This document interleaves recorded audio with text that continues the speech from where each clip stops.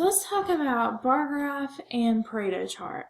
So our bar graph is constructed by labeling each category of data on either the horizontal or the vertical axis, and then the frequency or relative frequency of the category on the other axis.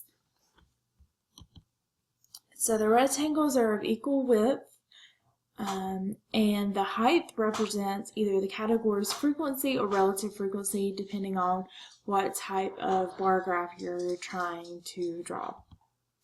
So an example here is we have some M&M data and we want to construct a frequency bar graph.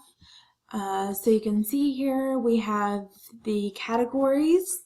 So that would be our colors here across the horizontal axis, and then our frequency across the vertical axis, and then we have rectangles of equal width drawn, and they go up to the frequency here, and then we have a title. So you always want to make sure your axes are labeled and your title, and in a bar graph you want to make sure your bars are not touching. So here is the same data. We have the relative frequency now, and we have a bar graph for that.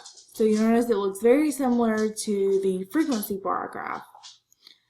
So now if we want to construct a Pareto chart, we just want to organize our data in decreasing order. So by decreasing, we're going to start with the largest value and go down to the smallest value. So we're going to do it in decreasing order of the frequency or relative frequency.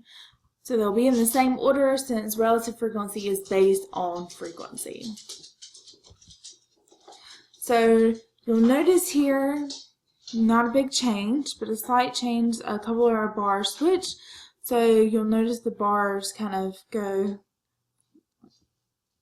down, right?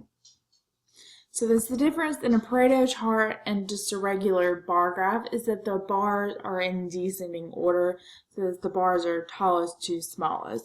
So that's a bar graph and a Pareto chart.